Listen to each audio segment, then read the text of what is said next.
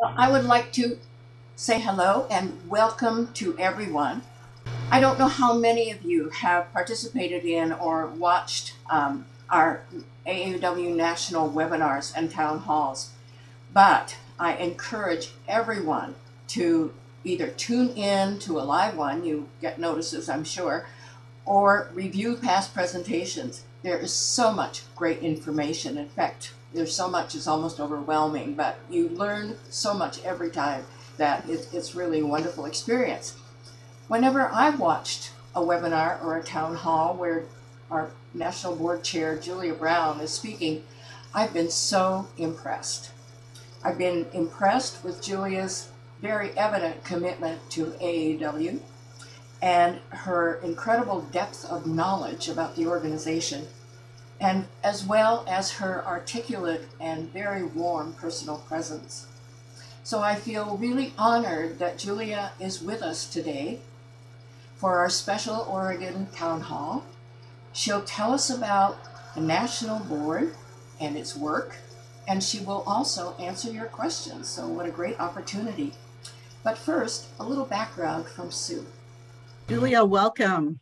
Good to have you here, and thank you so much for giving us your Sunday afternoon. I'm going to read Julia's bio. I'm not even going to try to improvise because you guys need to hear just how incredible she is. Julia Brown is a public administrator, having served as both city and county manager for various levels of government in Oklahoma, Washington, D.C., California, and New Mexico, as well as corporate America. Ms. Brown is a licensed attorney who graduated from Oklahoma State University and the University of Oklahoma College of Law, where she was law class president. Julia also served both as an enlisted soldier and an Army Judge Advocate General Corps, JAG, officer. She retired as Lieutenant Colonel and Deputy Commander of the 75th Legal Support Organization. She's recipient of numerous awards and honors related to her work experience and community and civic volunteer efforts, in addition to her extensive work with nonprofit organizations in the areas of organizational formation and governments. A member of the Oakland, Piedmont, California, and Las Cruces, New Mexico branches, Julia is a life member of AAUW and serves as the National Board Chairman. She also serves as Regional Girl Scouts of the Desert Southwest Board and is a life member of both Alpha Kappa Alpha Sorority Incorporated and the National NAACP. Julia, welcome, and again, thank you for joining us. Thank you. It's great to be with you all today. I'd first like to thank Pat and Sue for inviting me to spend some time with you. Happy second day of spring. I hope that you've had a break in the weather so that it really does seem like spring is on the horizon. And of course, we're still celebrating Women's History Month. Let me do a sound check and make sure everybody can hear me okay. Okay. And I apologize for what has happened with my background AAUW sign. I guess Zoom is as tired of transmitting as we are tired of being on it, because it went crazy earlier last week, and it got so bad I had to uninstall it and reinstall it. And when I did, all of my background, virtual backgrounds were gone. And I thought I had properly reinstalled all of them again this morning, but it's doing this wonky thing in the background. So I guess I haven't. So I hope that's not too distracting. Let's go to the first one. So Sue and Pat invited me to join you today and asked me to speak for about 10 minutes concerning my experience as a national board member, to talk about the workings of the board, and of course, the upcoming membership requirement vote.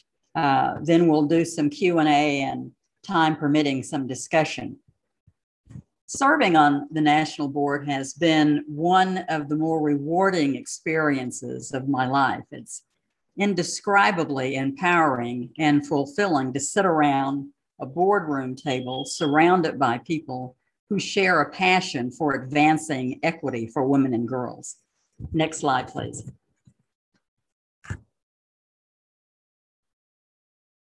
just a reminder of our mission, our vision, and our values. The board makes major decisions, provides direction to the CEO, and exercises strategic leadership. The work of the board is both challenging and invigorating because it deals with issues that are central to our long-term success nationally and internationally. Like any other board, we're not involved in the day-to-day management or operations of the organization. Next slide, please. This is your national board currently. The board provides strategic leadership and fiduciary oversight for the organization. Oversight of the organization's mission and goals, approval of the strategic plan, and oversight of its implementation. And would you go to the next slide? Approval and oversight of the budget and review of finances and investments, approval of major organization-wide policies, partnerships, collaborations, grants, and programs as appropriate. We provide oversight of legal and compliance issues.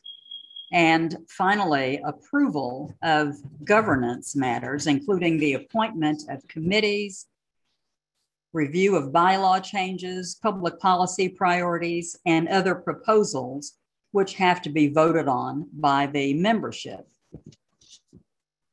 Collectively, members of the board bring their intellect, diverse experiences, creativity to effect meaningful and sustainable impact in empowering women and girls. As a complex research, education, and advocacy organization, the board also works to ensure that AAUW is being responsive to members, supporters, and beneficiaries' needs as we evolve to meet new challenges and priorities that face us over time.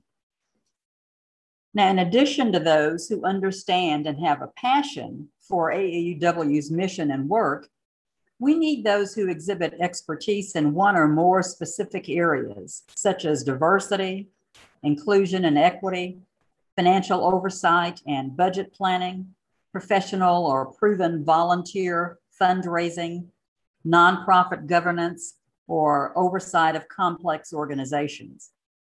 And that's a really quick and very broad overview of board duties, responsibilities, and what's expected of a board member. For a more complete discussion and a complete list of all of the duties and responsibilities, go to our website, aauw.org/about/leaders, and it will give you all of the duties and responsibilities and expectations of a national board member. And I hope that some of you are thinking about coming on to the board in the future. I see that we have some past national board members in the audience, and it's a delight to see them. Next slide, please. Now, proposals to eliminate the degree requirement for membership have come before the membership for a vote a number of times. The board and I feel very strongly that while the degree requirement made perfect sense at our inception almost 140 years ago, the requirement is now counter to our mission and limits our ability to build the capacity needed to increase our impact as an organization. We empower women, and the board doesn't believe keeping the membership requirement helps to empower women. Just like our founding mothers, we can be role models for positive change in the world, but we cannot have the impact we seek when our membership criteria don't match our mission and values.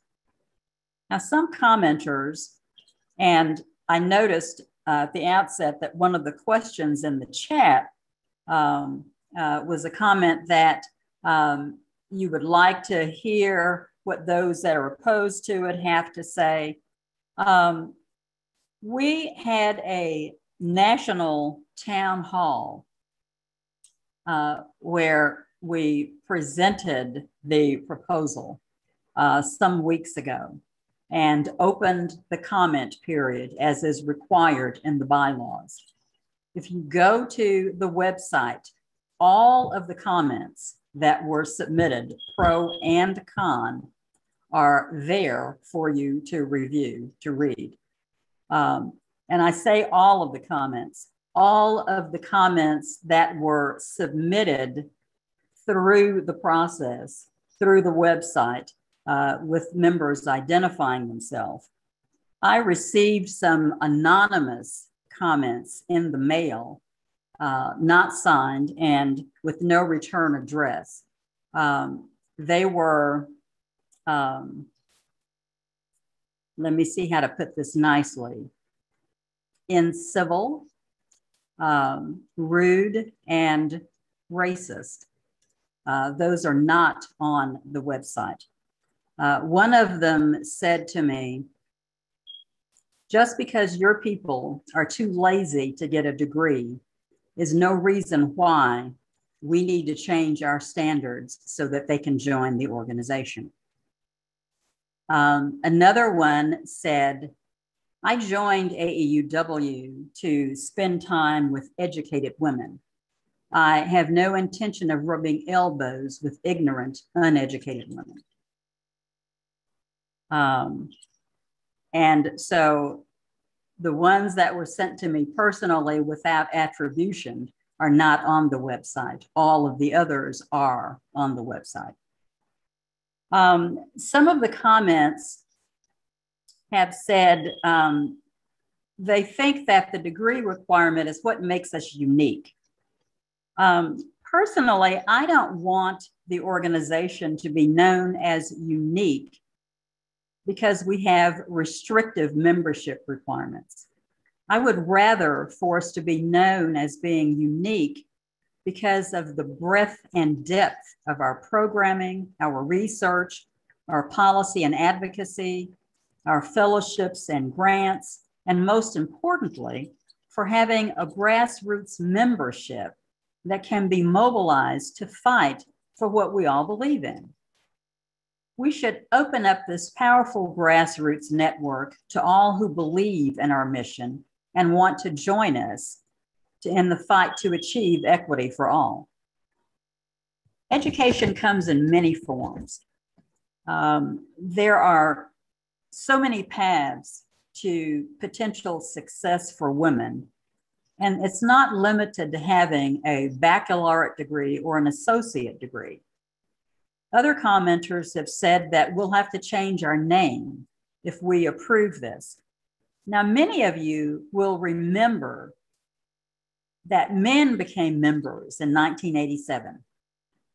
There was a big outcry against allowing men to join the organization. Some members espoused the theory that it was a conspiracy, that men were infiltrating the organization for the purpose of taking it over and changing it into something which only benefited men, or to completely dismantle it. And others believed that if we let men in, we'd have to change our name. Of course, we know that none of that was accurate. We didn't need to change our name when men came in. And if this degree requirement is eliminated, we still won't need to change our name. But what you should think about, I believe, is the fact that our current bylaws make ineligible for membership persons who began but did not complete their studies, working professionals who don't have a degree. And we know that many women who have fought for pay equity, for women's rights, civil rights, LGBTQI rights, and human rights could not be a member of AAUW. Women such as Eleanor Roosevelt, and we have a grant and fellowship named in her honor. She went to finishing school at 15, but she never attended college. Maya Angelou, a national poet laureate who spoke 5 languages, had no degree. Oprah Winfrey is a college dropout. Lilly Ledbetter, who many of you have met and know as a national leading voice in the fight for pay equity. Lilly, for those of you who may not know, was the plaintiff who we represented through the Legal Advocacy Fund, along with the National Women's Law Center and other women's groups, in her case against Goodyear Tire. She had worked for them and had literally done almost every job in the plant, often serving in an acting capacity when somebody was out or away on vacation. It was only at her retirement party when a fellow employee slipped her a note in a farewell card that she learned that all those years she was making much less than the men who worked alongside her. A number of times over the years, she had even trained the man who had been hired in over her. And that case, of course, went all the way to the US Supreme Court. It was one of the unfortunate losses that we had because the court decided that her claim was too late, that she should have filed it years earlier. And our position was each time they did this, each day that she was discriminated against in terms of pay was a new violation. She also ran up against a state law which prohibits those who work in the private sector from revealing their pay to other employees. Many states still have that law. The first piece of legislation that Obama signed into law of his presidency was the Lilly Ledbetter Fair Pay Act. And so while she did not win at the Supreme Court or get the damages that she should have gotten for all those years of being discriminated against by Goodyear, she has the satisfaction of knowing that she has paved the way for millions of other women to follow her, to be treated in a better fashion. But she cannot be a member of AAUW because she does not have a degree. From April 7th to May 17th, we'll be voting on our long-standing membership requirement. The board and the National Governance Committee believe that that requirement creates a barrier to women who don't hold a degree. And by eliminating this requirement, we can become a more diverse and inclusive organization, better aligned with the needs of women today. In order to continue to provide support for those women who are excluded or marginalized, we need to stop excluding and marginalizing them ourselves as an organization. We can't just talk the talk or walk the walk. It's time for us to walk the talk. In other words, we need to live our mission and not just speak it. I urge you to vote in favor of the bylaw change. And with that, we will go to the questions that are in the chat and take comments from people. Julia, before we start, we did send out, we had president's meeting, a Zoom president's meeting earlier this year, and the open membership toolkit that is on AAUW.org is very helpful. So if you haven't had a chance to see that, go online and take a look at it. It's got some good information, some good talking points, and will just give you a good rounded point of view. I just put a link in the chat for the Thank resources. Mm-hmm. That's an excellent point. It does have a great deal of information. And I see in the chat that, well, as I said, I saw here earlier that someone wanted to hear what those opposed to the amendment are saying. And I've said some of the things that they've said.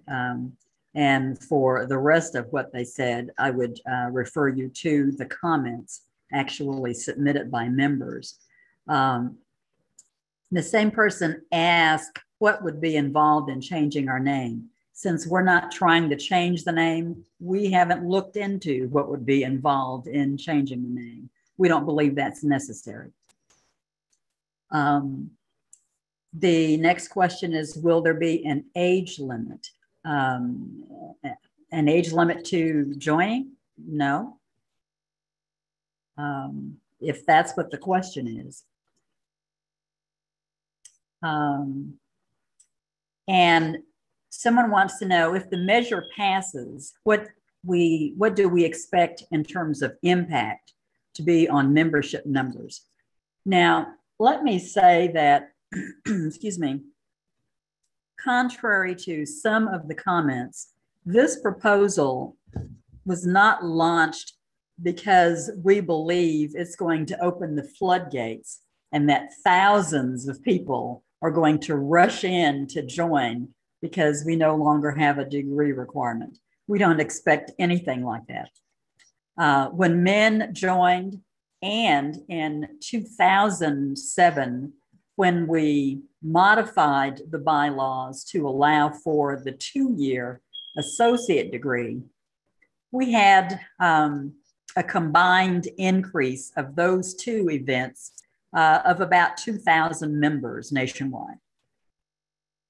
So we're not expecting, as I said, some huge increase in membership. And trying to do a membership drive is not why we're proposing to change this bylaw.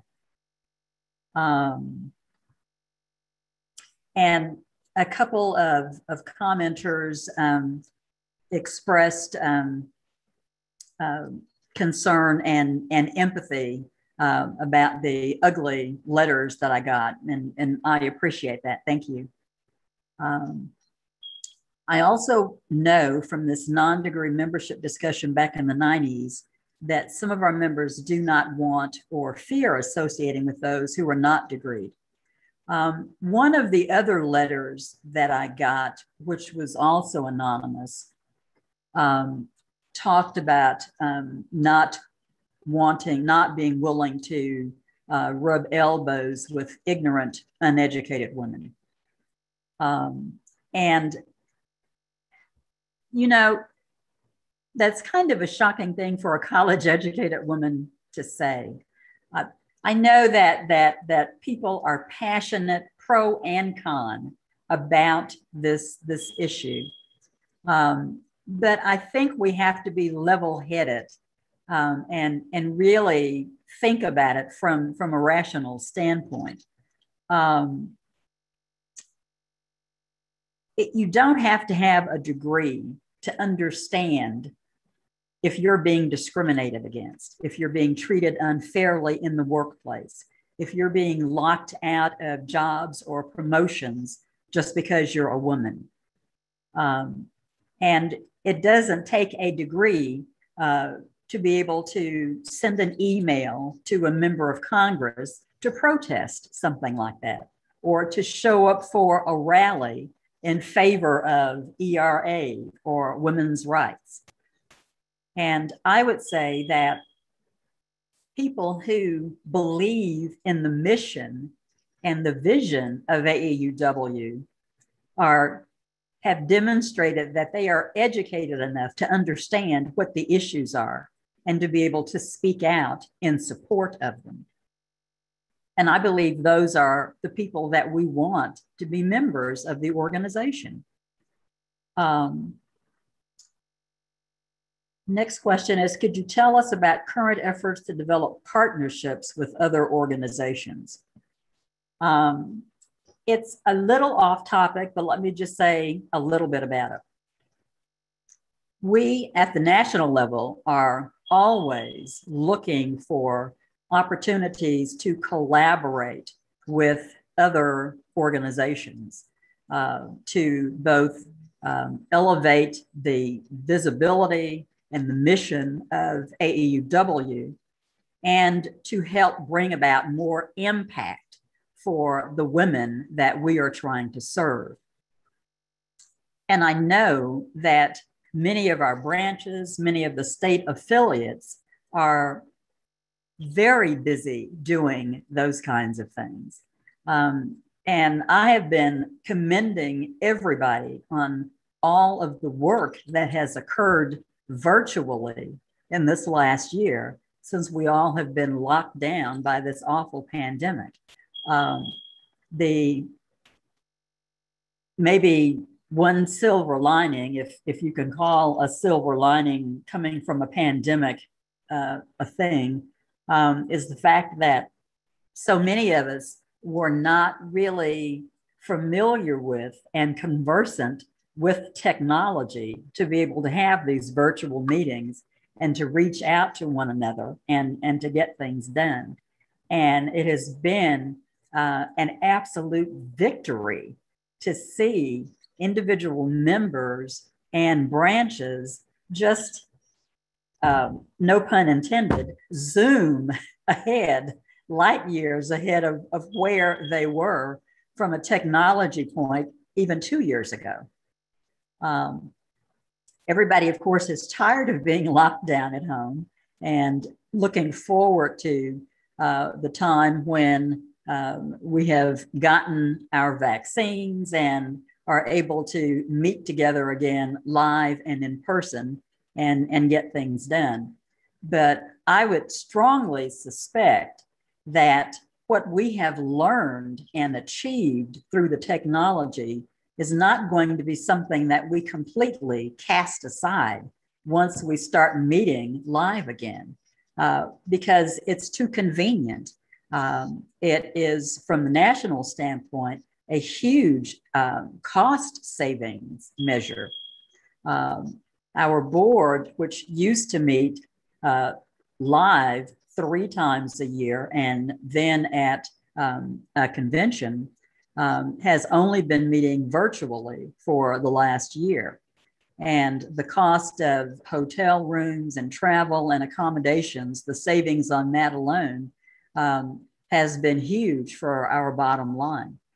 And given the state of the current economy and everything that is happening with foundations and corporations cutting back on the grants and the fellowships that they give to nonprofit organizations like AAUW, being able to have that cost-cutting measure has been a real boon to us.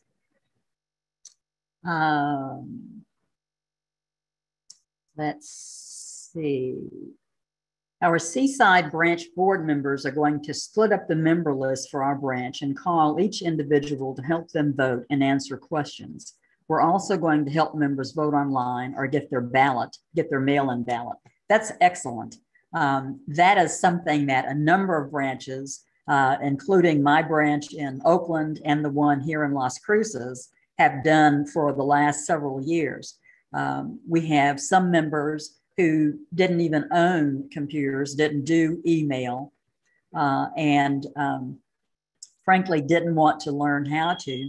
And in the past, we used to have voting parties where we would get together and bring all the laptops and hook up and help people be able to cast their ballots. So we can't do it quite that way this time because there still is such a huge risk from COVID. But that is exactly the kind of thing that we hope branches will be doing to help their members vote, regardless of which way they're voting. The fact of the matter is that in 2009, when we changed the bylaws to give each member a vote and moved away from the delegate system, you need to exercise your right to cast that ballot in this upcoming election, and we hope that all of you will. And then someone else says that we can be mentors and help women without degrees who might come into the organization be the best they can be. And we do that now, but if you have personally never had to tell a woman who is volunteering on some project that you're working on, who says she'd like to join. And then you start asking her about her education background and if she has a degree. If you've never had to personally tell somebody they can't join because they don't have a degree, and watch the look on their face, just seeing it crumble, it's not a nice thing. And I will share with you that I was not always someone who was in favor of eliminating the degree requirement. I can recall years ago being in a branch where we were working on a tech trek project. And we would have a reception for all of the parents of the prospective campers to come to and tell them about Tech Trek and how it was going to work and how it would be chaperoned and where it was going to take place on a college campus. And for those of you who may not have been involved in a Tech Trek summer science camp, it's the camp where girls spend a week on a college campus living in a dorm, and their instructors for the week are all women, scientists, computer programmers, biologists, and other women in the STEM field. And it typically will be girls who are in middle school who had not even thought about going to college. Perhaps no one in their family had ever attended college. And that makes me think about one of the things that people who are opposed to eliminating the degree requirement say that if we eliminate the degree requirement, then we won't have our fellowships and grants program. We won't be giving scholarships. We won't be encouraging young women to go to college. And none of that is accurate. We will still have our fellowship and grant program. We will still be encouraging branch and state affiliates to give local scholarships. And we will still be encouraging girls, not only through Nick Whistle, but through Tech Trek and Tech Savvy and other initiatives that we have with young girls to explore the possibilities of going to college. One of the things about having free will and the right to make decisions about your future is that you need to be able to know what the whole range of options are. Many young women have decided that becoming a union electrician or a union plumber and pipe fitter or someone who codes or who does computer programming is something that they would like to do and that they're good at. And none of those things require, excuse me, a degree. And so I just think that we need to help women and young girls see the whole picture, the whole horizon that is open to them, and not try to funnel them into just one pathway, because there are many pathways to success and self-fulfillment. And we should not act like having a vocation or a trade is somehow second class to having a 2-year or 4-year degree. Someone else has said, we have not excluded anyone who supported our mission that went against national, but it never made sense to our local branch. Okay, so I don't want to hear that because that means somebody is operating in violation of the bylaws. And I have heard that there are some branches across the country where that's happening, but I don't want to know who it is because I don't want to have to report it to somebody or try to bring them into compliance. I will just say that if the bylaws were changed, we wouldn't have to be outlaws. We could operate out in the open and not in secret, if you will. Another question is, how is the equity network going? Well, it's obviously, like everything else, all virtual, but it's going very well. And we've been having webinars for the last 12 months. In fact, we have had 36 webinars as of 2 weeks ago. And all of those were recorded and they're all available on the website. So if there's one that you missed or one that you'd like to look at again, then please get on over to the website and take a look at them. They are terrific and just have a wealth of information. And we have had thousands of not just women, but young men logging into those webinars for the last 12 months because the information and the resources that are being provided to younger people is excellent. And it's also excellent information for those of us who are not so young anymore. Many of us are still in the workforce, regardless of our age, or we know someone in our family, in our neighborhood, in our circle of friends who could benefit from the information and the link to resources that are available through both the Equity Network and the webinars that AAUW National is doing.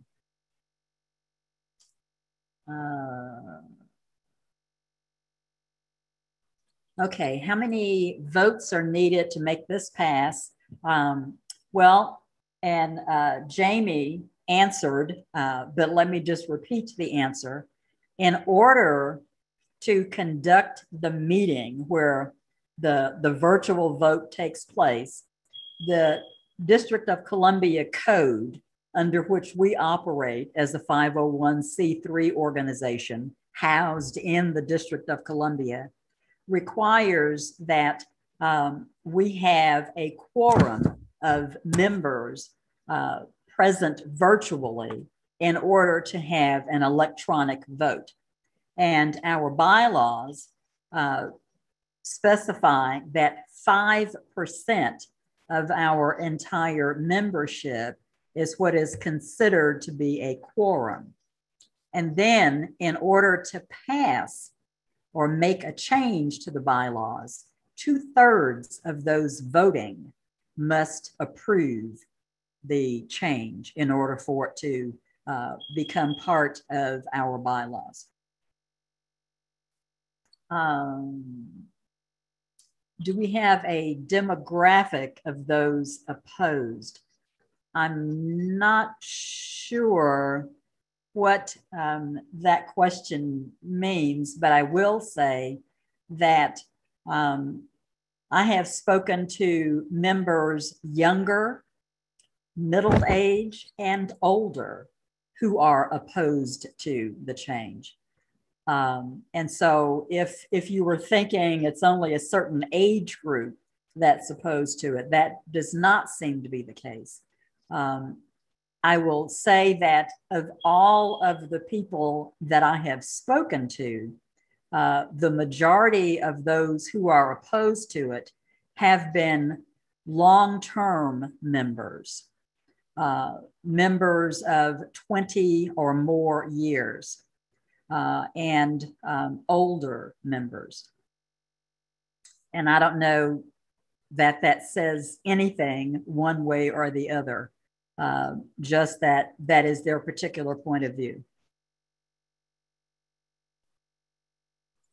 Do those opposed believe that AAUW needs to change its mission? That's a good question. And I've tried to have some conversations with some members so that I could get a better understanding of why they're opposed to it. And those have not gone real well. I haven't gotten any definitive or very detailed explanations as to why. I did a town hall yesterday, and I won't tell you what branch it was. I was kind of shocked by some of the comments. There were several, about half a dozen of the 50 who were on the call who were violently opposed to the bylaw change, and became very emotional and very upset during the town hall. And one of them we had to ask her to stop screaming. But the consensus of that half dozen in that branch seemed to be that they believe that having the degree requirement is what makes us unique. And I responded that I thought it made us somewhat elitist. And they were offended by my saying that. And they said that there are lots of perfectly fine other women's organizations that those without degrees could join, and that they believe that's where they should be. I will tell you that one of the letters that I got told me that we don't want you in AAUW. You need to find another organization to lead. Well, whether I'm leading or not, I'm not going anywhere. I hope this passes. If it doesn't, I'm not going to take my jacks and go home. I'm going to continue to fight for what I believe is in the best interest of this organization and those that we serve.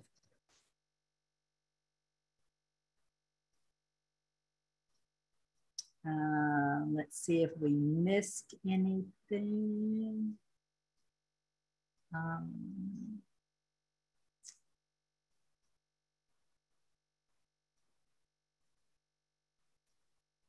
Someone talks about there may very well be teens who could be welcomed as members. And then another comment is that think about what the teenagers at Parkland did. Yeah, they set quite an example for the rest of the country, one that we would do well to emulate and model our actions after. Inviting women at all stages of their lives to join AAUW does not mean that we're going to stop encouraging women to become better educated. That's true. But perhaps it may mean that we encourage not only community college and university education, but also the trades. Exactly. My sister is an electrician for the International Brotherhood of Electric Workers.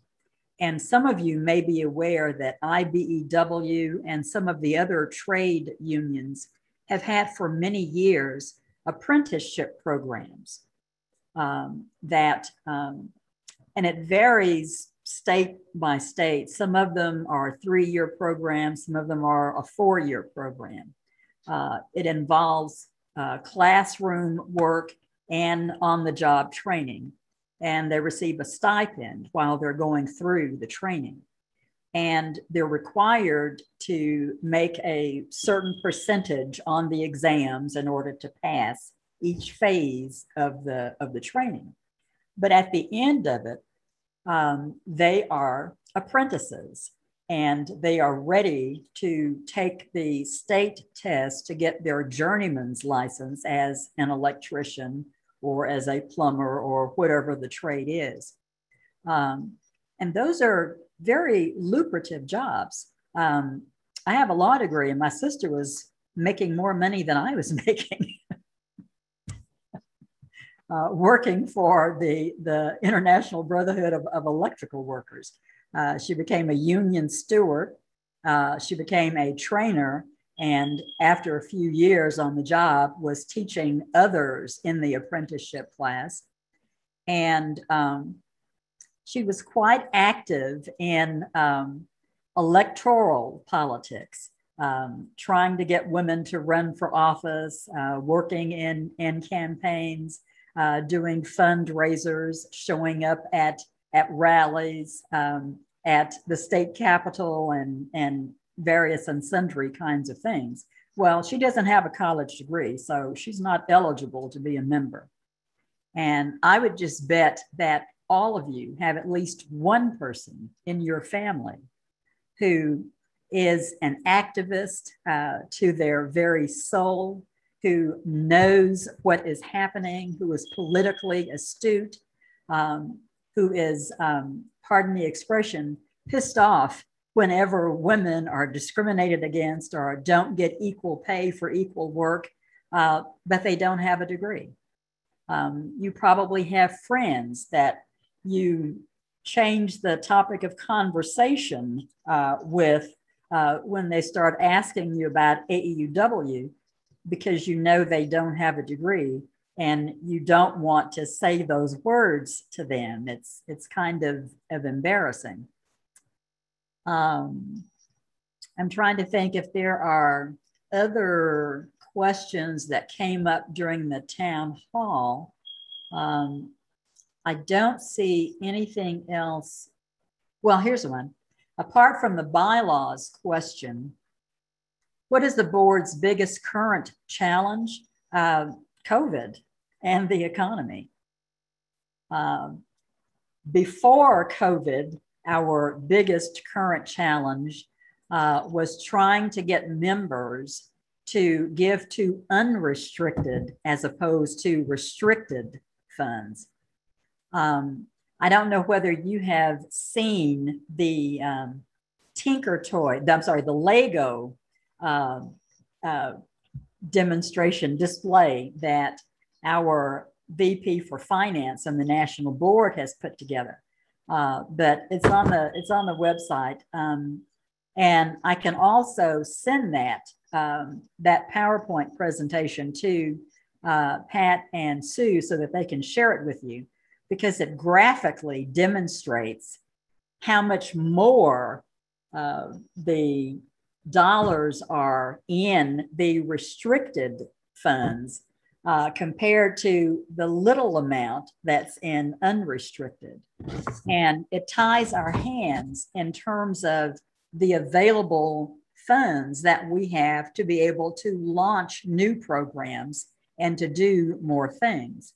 The IRS and the law do not allow us to use those restricted funds for anything other than what was specified by the donor. It's what the law and IRS call donor intent. And when you make a donation to a 501c3, you can either specify that it be used just for this particular purpose, or you can say, use this where you need it the most. And over the decades, we have had funds like the Eleanor Roosevelt Fund and other funds that people have given to. And we now have something approaching $160 million in restricted funds. And we're only using a percentage of those funds a year for the specific purpose that the donors gave them to AAUW and nothing else. And that principle is protected, and it continues to earn money. We project that the organization could be around for another 140 years and not use up all of the money in the restricted funds. And that is in huge contrast to the unrestricted funds. We sometimes feel like we're having to rob Peter to pay Paul to stay in the black on the unrestricted side of the house. And so once we get past COVID and the economy in general, that is our biggest challenge. We have seen in the last 3 years some shift in giving away from unrestricted to restricted. But all of us that have been around AAUW for several decades have got a pet fund, or one that we liked more than the others, and one that we would give to every year. I personally joined AAUW because of the Legal Advocacy Fund. And for several years, I was the California angel for the LAF Fund. And I matched all donations made by members in California up to $10,000. And we had another angel who was the Eleanor Roosevelt angel, who did the same thing for that fund. And so you can see how over time, those restricted funds have grown and grown and grown. And the unrestricted have not. So if you think about what you're going to donate to when it's time before the end of the calendar year, think about giving to the AAUW Greatest Needs Fund, because it will pass out the money to the other unrestricted projects and programs as they need it. If you think about a teapot and a cup, if you just keep pouring into the cup after it's full and it just runs over, it may not be really a wise investment to keep pouring into that cup and having it overrun itself.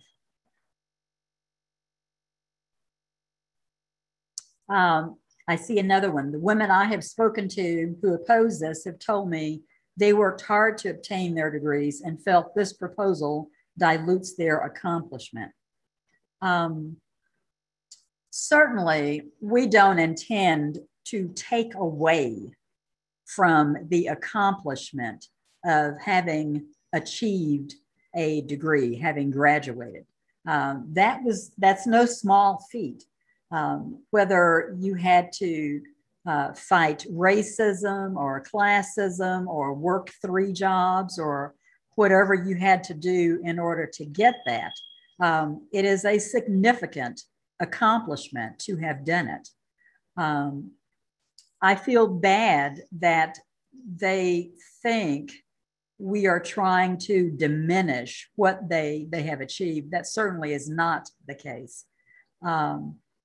Someone yesterday in the town hall said, when I went to college, it was hard to get a degree. Now it's easy. You can just go online and get a degree. Well, I will share with you, it's not easy these days to get into college, to graduate, and to get a degree. There are still significant barriers to women, particularly women who are low to moderate income, who don't have the finances to be able to go to school, single mothers who don't have someone to take care of a child while they're going to school, or they're working full time in the day and then trying to go to school at night. That's a lot of juggling to have to do. And if you can't get a grant or a BEOG grant or a scholarship or some other kind of fellowship that significantly, that pays for a significant portion of your education, getting a $1,500 scholarship, if your tuition is $80,000 a year, doesn't get you in the door. So it, it's not to say that whatever all of us who have a degree went through isn't important and isn't significant. It is. But we don't want to say, if I got through this and made it, then everybody else can. Everybody isn't coming from the same place, and everybody doesn't have the same kind of support to be able to get through it, or the same kind of determination, or, as we said, the same level of finances. It doesn't mean that we don't honor the sacrifice you made to get your degree. As I said earlier, it doesn't mean that we're going to stop doing fellowships and grants or encouraging women to seek higher education.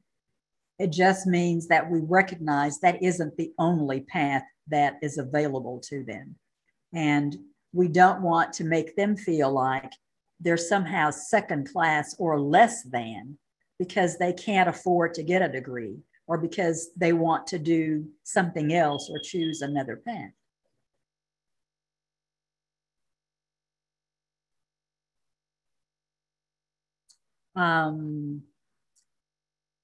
Mary Pat says, I voted for the change last time and I will do so again. Thank you.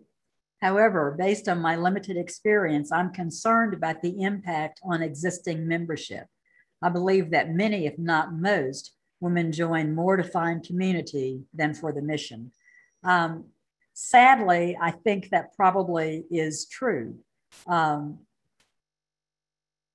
number of branches have no mission-based programming and are only doing the social events, book clubs, international dinners, bridge, morning bridge and evening bridge. One of my branches has 2 bridge groups, and just a whole bevy of things. And I'm not saying don't get together and have fun.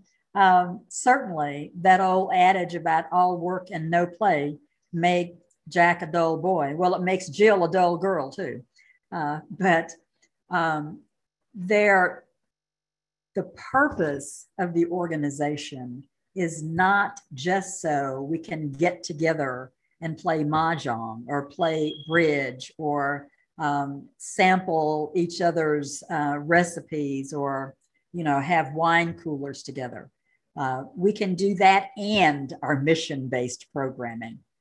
And we continue to urge the branches and the members to think about the impact that they can have on young women coming up and helping them move along to their chosen career paths by being role models and by providing programs and initiatives for them to tap into in terms of resources and information.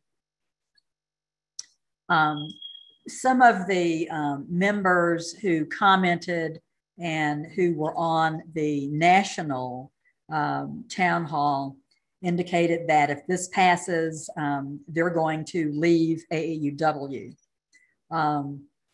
We're not encouraging anybody to leave the organization. Certainly, we hope nobody's feelings are hurt enough that they leave because of the vote outcome one way or the other. But we have, I kind of don't know what to say to those women, except, I understand that you're very passionate about this, and I hope it passes. And I hope that if it passes, you will reconsider and think about opening your mind a little bit more to other possibilities as an AAUW member.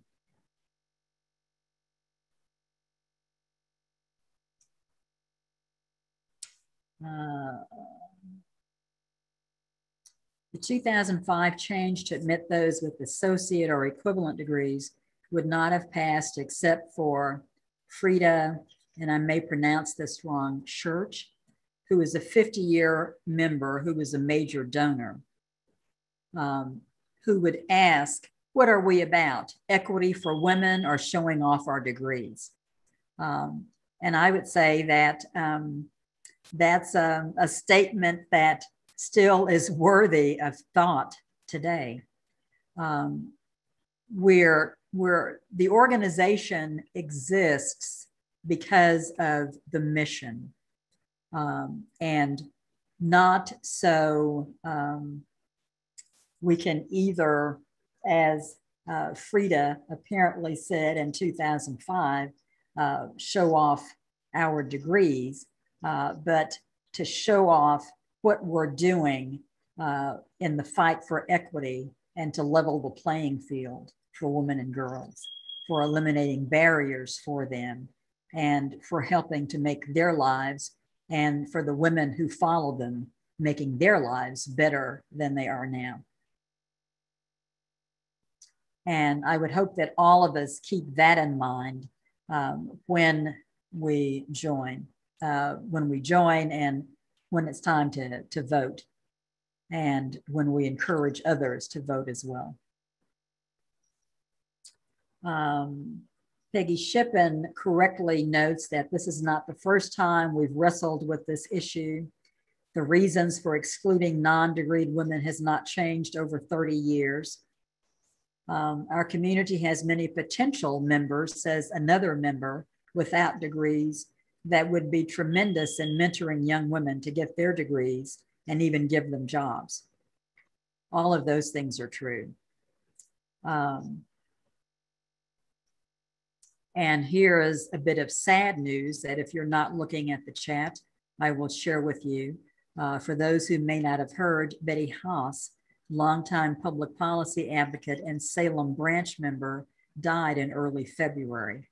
Contact Marcia Kelly for details on services and obituary, which it appears is going to happen sometime in the summer. We are certainly sad whenever we lose a member. We know that our days are not infinite, and what we do with our time and how we employ our resources is what makes a lasting impact and creates a legacy for us once we have gone on. And somebody asked the question about any increase in the non-restricted greatest needs fund. We are seeing some uptick. Certainly, we don't expect that it will overtake the restricted fund overnight, because it took decades for that fund to amass the fortune that it has. But we are seeing a small but steady rise in the non-restricted giving. And so we're excited about that. What would I like AAUW to look like in 5 years? Well, I would like for it to be an organization that is open to all who share its mission, its purpose, its vision, and its values. I would like to see it be really in all ways the leader of women's organizations who are fighting for equity. I think in some ways we are a leader, but not in all ways. And I would like to see us be way out front of the rest of the pack in 5 years and really having an impact. You know, we can say we helped 200 women by doing XYZ, or we can put our heads together and do a mind stretch and say, we impacted 1 million women by what we have done. And that is impact. That's where I'd like to see AAUW in 5 years and all the years to come after that. Thank you. Thank you. I think that's a great way to wrap up. I know we've kept you past your time, and you have no idea how much we appreciate you being here with us. I think you've given us a lot to think about and a lot of good information for each of our members. And we totally appreciate. So from our hearts to yours, thank you. Well, let me just say thank you to all of you for all you do for AAUW and the women that we are trying to make a difference for. Yes, and be safe out there. Even after you've been vaccinated, continue to use your mask and continue to socially distance until we know more about this novel virus. Excellent point. All right, ladies, thank you for joining us around the state. This has been wonderful. And I don't know about you, but Southern Oregon's sunny. So I'm going to go work in the yard, I think. Okay. Me too. I've got to water those fruit trees I set in last week. Thank you, Nancy.